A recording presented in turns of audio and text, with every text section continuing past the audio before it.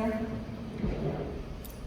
Eu passei a manhã toda pensando nesse momento. E vocês podem imaginar o mix de sentimentos que eu tive.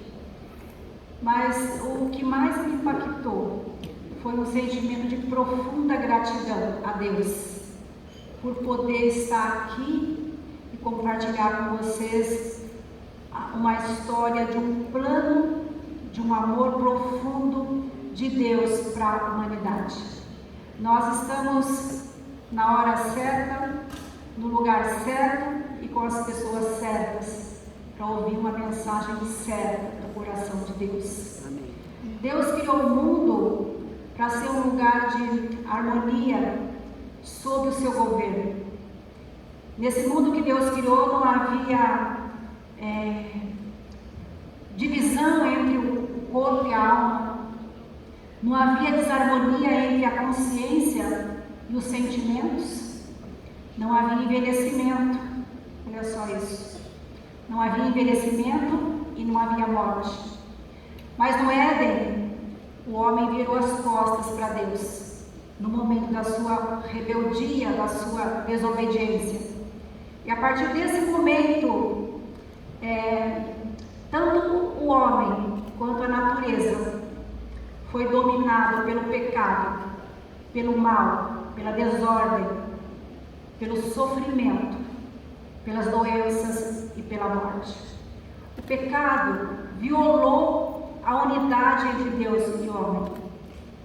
E à medida que violou a unidade entre Deus e o homem, as outras relações também ficaram desconectadas. Nós ficamos desconectadas com o outro, nós ficamos desconectados com a natureza, nós ficamos desconectadas conosco mesmo. Se nós observarmos o nosso entorno, a gente percebe como o homem lida com a natureza. A ganância humana, tendo como base o pecado, ele subjuga, ele escraviza a natureza. E a natureza, por sua vez, devolve a ele em forma de violência, de fúria. A gente tem acompanhado muito isso. Nós também ficamos desconectadas conosco mesmo. Muitas vezes nós sentimos uma coisa, falamos outra, desejamos uma coisa, mas nos posicionamos em outra. O pecado fez essa desconexão. Nós ficamos longe, separados de Deus lá no Éden, no momento da desobediência e do pecado. Mas Deus criou o homem para o seu louvor. A desobediência não foi plano de Deus. Deus criou o homem para a sua adoração. E lá no Éden mesmo, Deus fez uma promessa ao casal, que da semente da mulher nasceria um que ia esmagar a cabeça da serpente. Ou seja, nasceria um que iria subjugar aquele que seduziu, conduziu o homem à queda. E lá no Éden mesmo, Deus sacrificou uma ovelha, um cordeiro, um animal, e com as vestimentas, com a pele desse animal, Deus fez as vestimentas para o primeiro casal, que agora se via nu. Esse cordeiro, esse animal já prefigurava o Filho de Deus, que viria no decorrer da história para resgatar a humanidade do pecado. Deus nunca desistiu da humanidade. Deus nunca desistiu do homem e nem da natureza. Muitas vezes nós vemos as notícias hoje pelas mídias sociais e a gente começa a observar a maldade humana, a forma com que o homem conduz as coisas, as guerras, a natureza revoltada, e a gente pergunta: onde está Deus? Mas Deus, no decorrer da história, de tempo em tempo, Ele foi lembrando os homens que no decorrer da história, no ponto da história, na plenitude do tempo, Ele mandaria o seu Filho para resgatar a humanidade dos seus pecados. E também Deus avisava e lembrava através dos seus profetas. Vários profetas, de tempo em tempo, lembrava humanidade, lembrava os homens de que um dia o Messias chegaria. Um dia o Salvador da humanidade viria e resgataria o homem do seu pecado. Eu queria ler com vocês em Isaías, um profeta que eu gosto bastante, e Deus usou Isaías para falar mais de 700 anos antes de Jesus nascer, para falar que um dia o Salvador da humanidade viria. E Deus mostra também ao profeta como o Filho dele ia ser recebido aqui na terra. Isaías 53, versículo 3, diz assim: ele era desprezado e o mais rejeitado entre os homens, homem de dores e que sabe o que é padecer, e como um de quem os homens escondem o rosto, ele era desprezado e dele não fizemos caso algum. Mas certamente ele levou sobre si as nossas enfermidades e as nossas dores levou sobre si, e nós o reputamos por aflito, ferido de Deus e oprimido.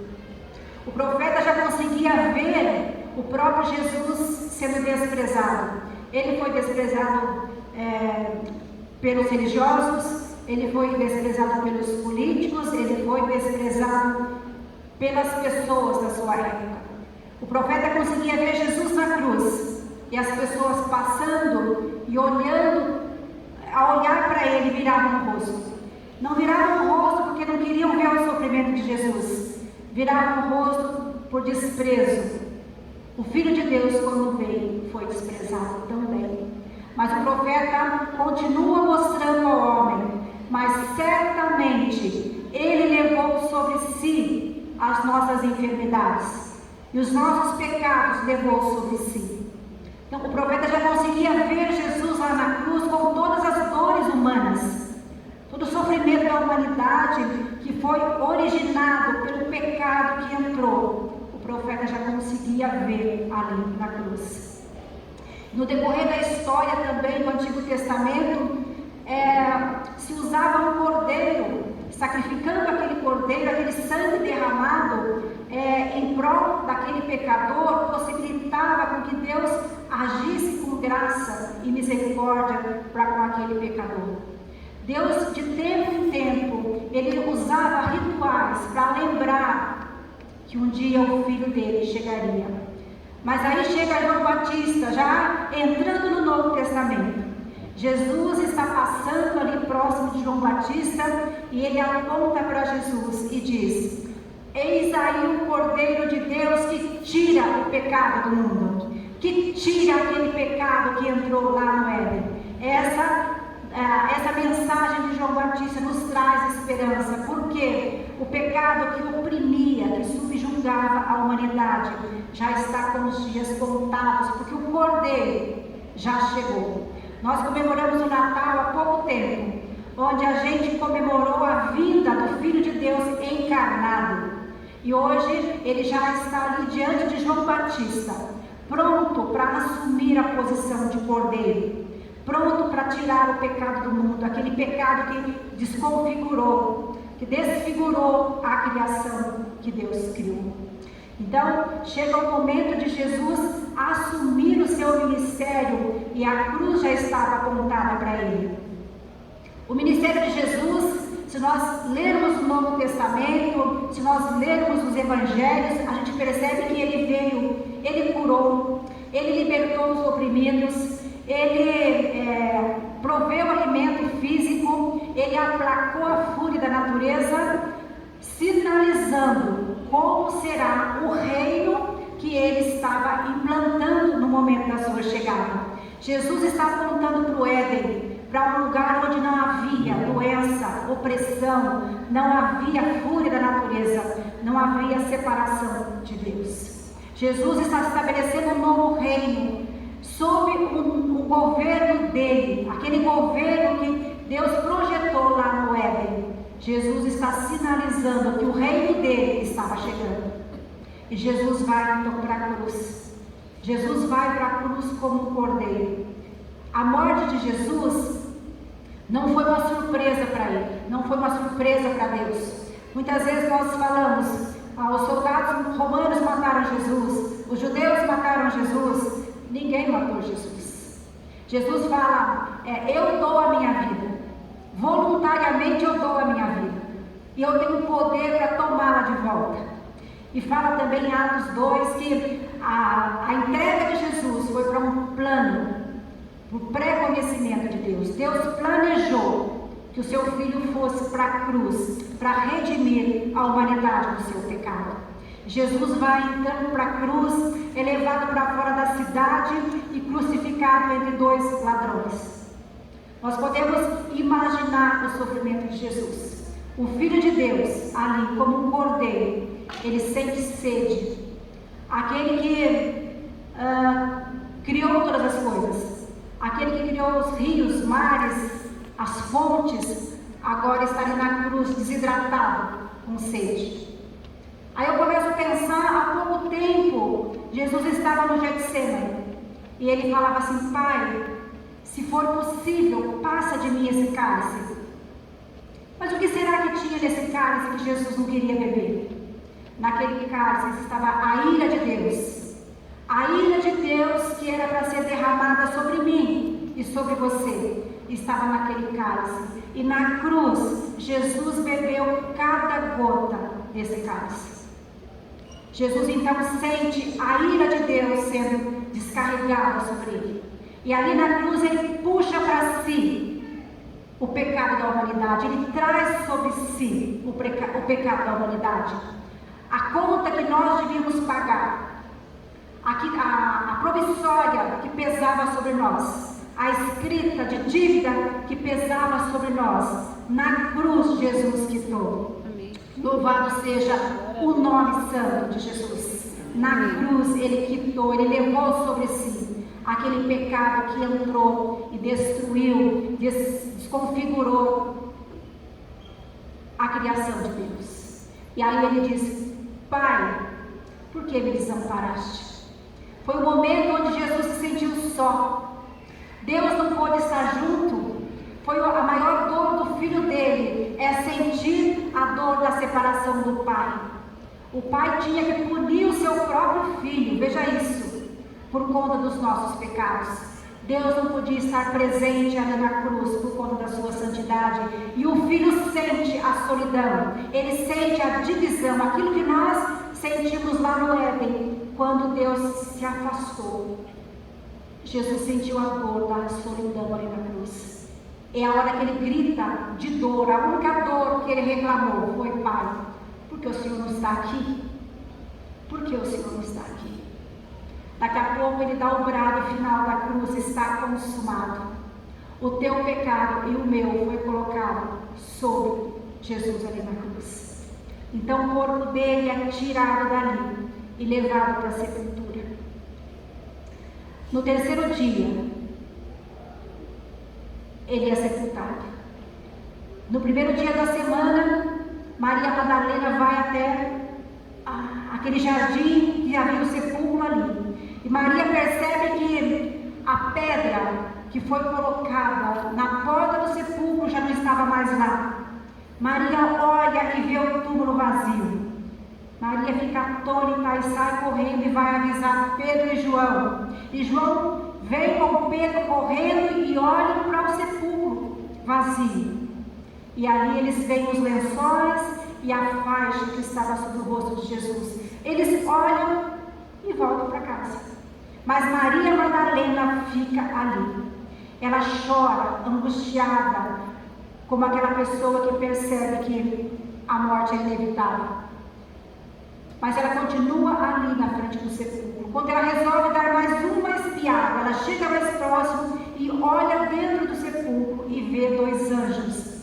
Os anjos dizem a ela, mulher, por que você está chorando? Maria vê dois anjos e diz, olha, tiraram o meu Senhor daqui e eu não sei onde o puseram. Maria se afasta e ela percebe alguém se aproximando. E essa pessoa lhe faz a mesma pergunta, mulher, por que você está chorando?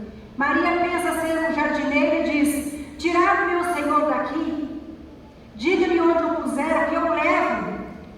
Veja só o amor dessa mulher por Jesus, mesmo morto. Ela queria um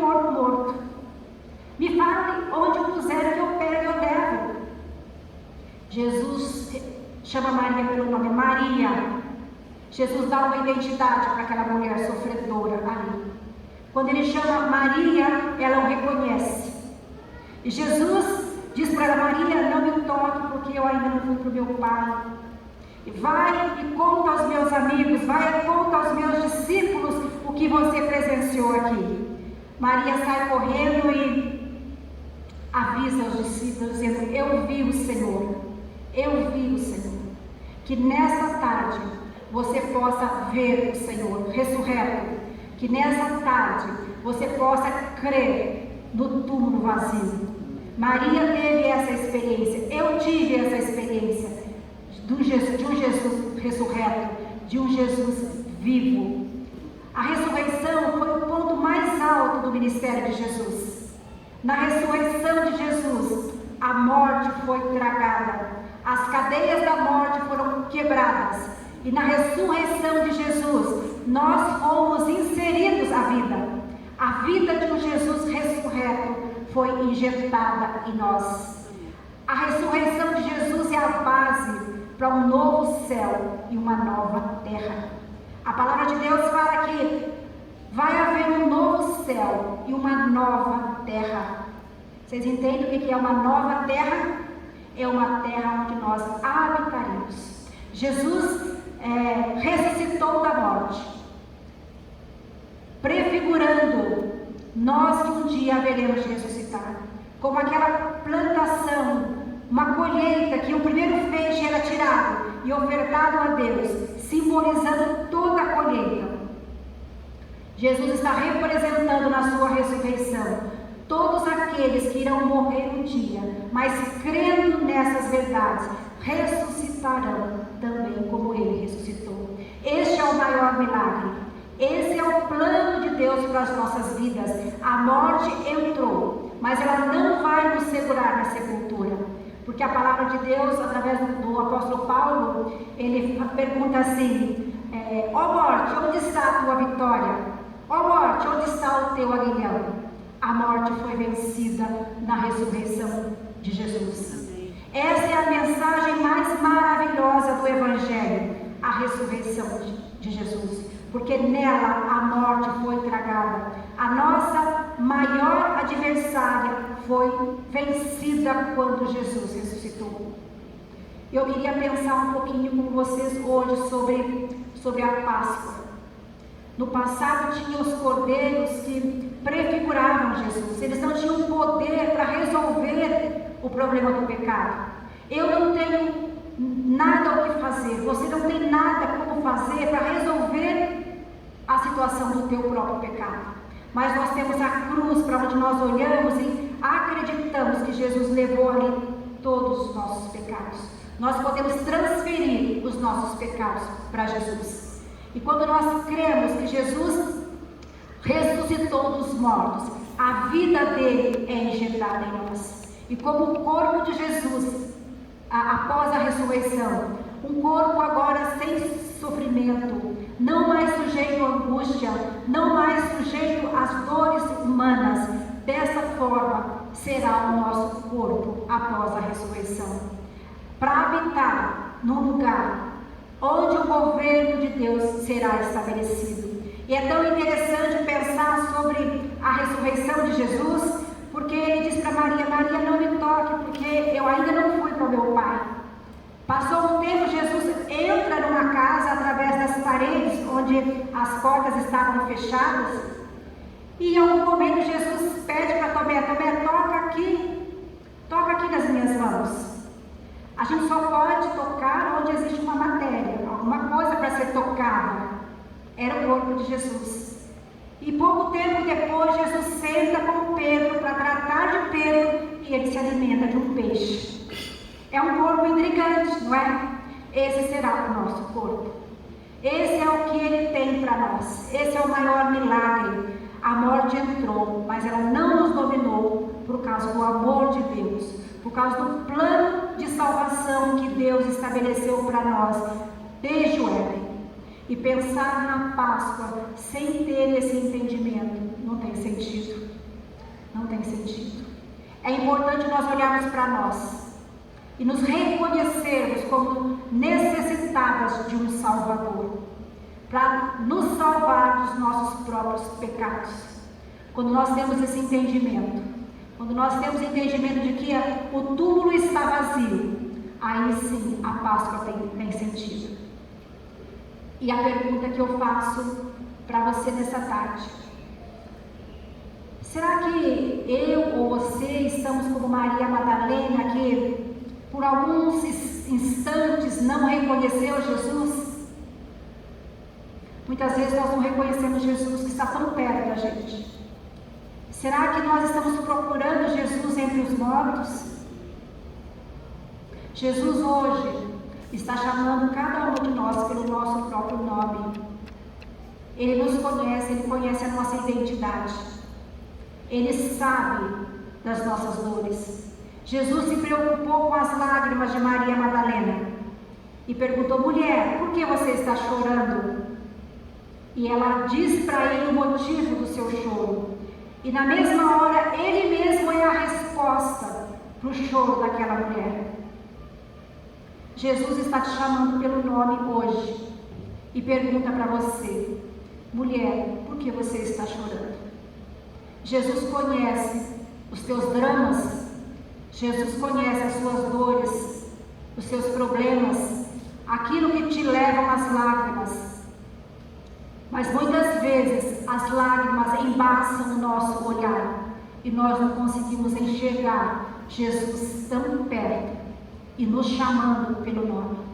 Que você ouça a voz dele nessa tarde, que você entenda que você não precisa fazer mais nada, basta você crer, primeiro entender que você não pode fazer nada pelos seus pecados, e crer que Jesus já levou os seus pecados ali naquela cruz, bebeu cada gota daquele cálice amargo. Crer que a ressurreição dele pode trazer vida para você.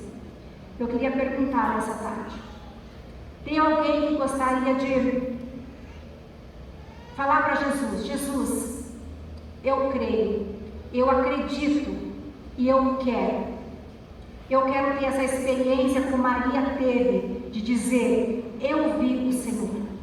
Se você crê e quer, vem aqui na frente, nós vamos orar por você, nós vamos chamar Jesus para a tua vida, para que Ele caminhe do teu lado, para que Ele esteja do teu lado, para que Ele recolha as tuas lágrimas, para que Ele continue andando com você.